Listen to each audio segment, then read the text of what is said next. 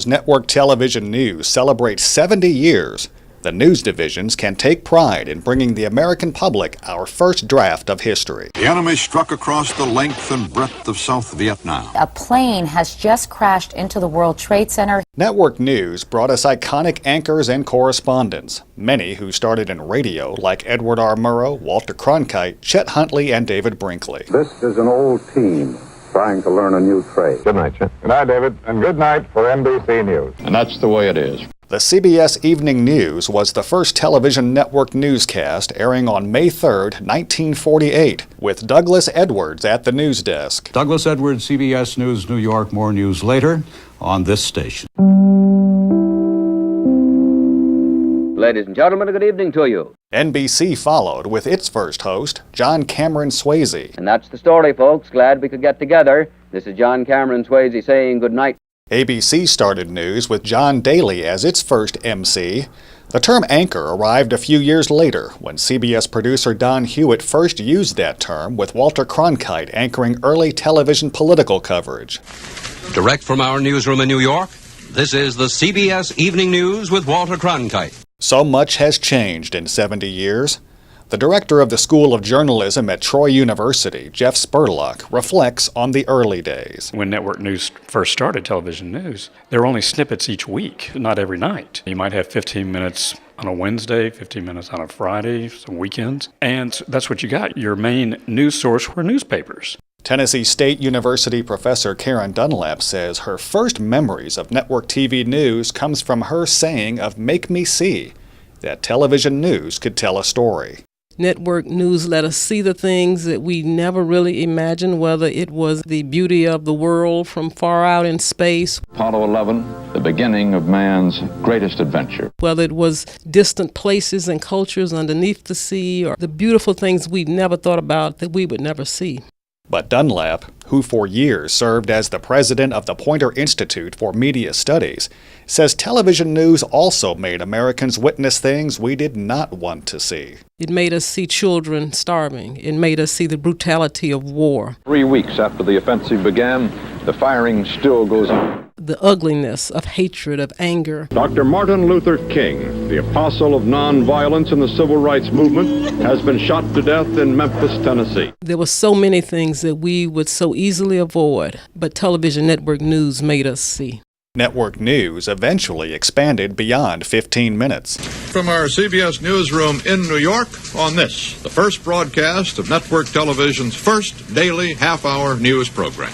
The news director at WTVF Television, Sandy Boonstra, Nashville's CBS affiliate, discusses the impact of increasing news coverage. The newscast expanded, went to 30 minutes, and of course then you start adding commercials and figure we can make money off, and the evolution of network news is really pretty fascinating. And you think about how much it changed. 70 years seems like a long time, but when you think about how far it's come, it's really not that long. The chief operating officer of the Museum Institute and the First Amendment Center, Gene Policinski, says network TV news, especially CBS and NBC, had a strong run of anchors providing a focal point of attention that we can't duplicate today due to cable and satellite fragmenting the audience. You turn to one of those two places for your news digest, and they all had a trustworthy, usually white male guy. But at that point, the nation accepted that as the voice of God, if you will, on network news. So it was the national campfire. It was a place to get what was going on in the country and what was going to happen in the country in a way that was very unique. Closer to home, I have a new colleague to welcome, Barbara. Thank you, Harry. Well, tonight has finally come for me, and I'm very pleased to be with you, Harry, and with ABC News. And later I'll have a chance to comment on my new duties. By the 1970s, with CBS and NBC dominating the evening news ratings, ABC tried something new. The first woman to anchor the nightly news by pairing Barbara Walters with Harry Reasoner. And our newsmaker interview tonight by satellite is with the President of Egypt, Anwar Sadat. Dunlap says network news had a hand in helping us see ourselves.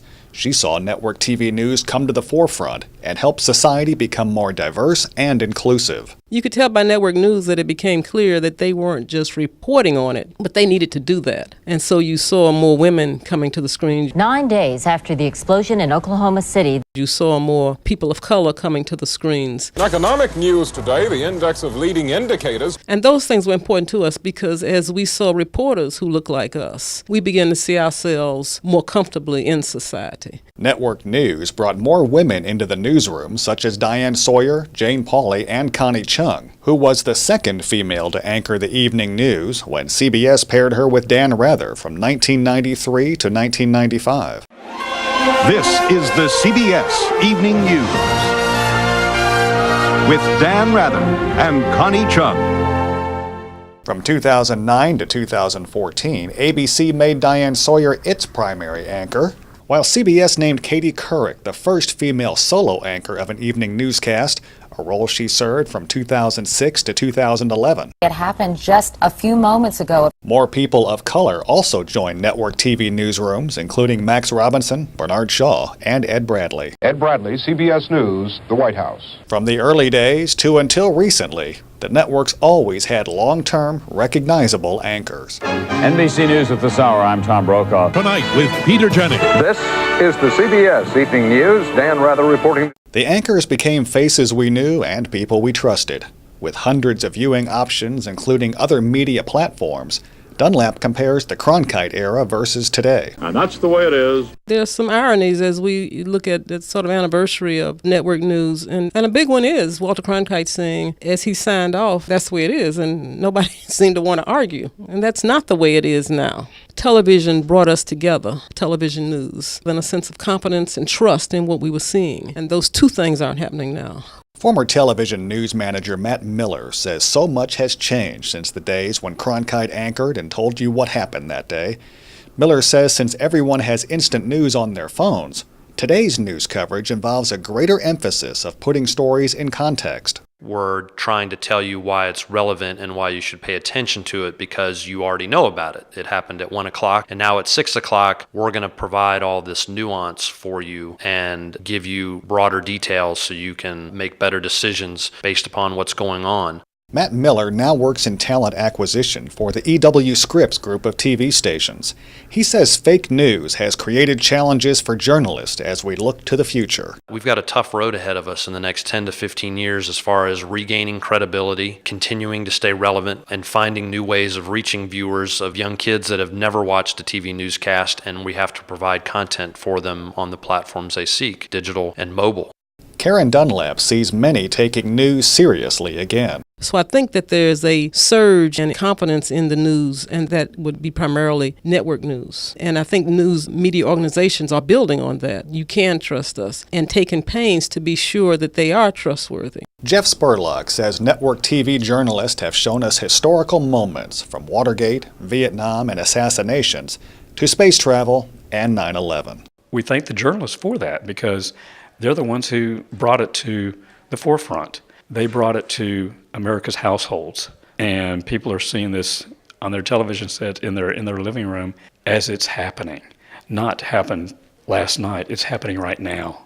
And that's how far we've come since day one. News director Sandy Boonstra says true journalism exists, but the profession often battles a stereotype. The press is slammed a lot by our own president, even. I think that journalists have been given a bad rap in the world of entertainment, in movies, the way they're characterized. They're very stereotyped. And I think that there is so much good and true journalism still out there. And I think that some of the networks are still very, very good at it.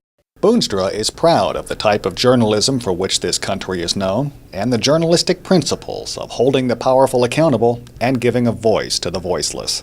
I don't know that you necessarily would ever get that in other countries that just don't believe in that. And they don't want people to necessarily know what's behind the curtain. But I'm proud that we still do that, and I hope that we never change.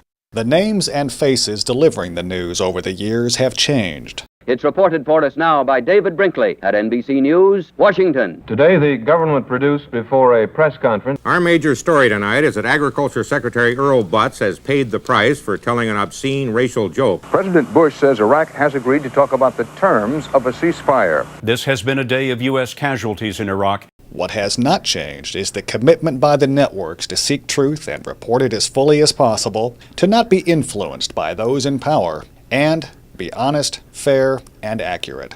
I'm Terry Likes. You're listening to Tennessee Matters on the Tennessee Radio Network.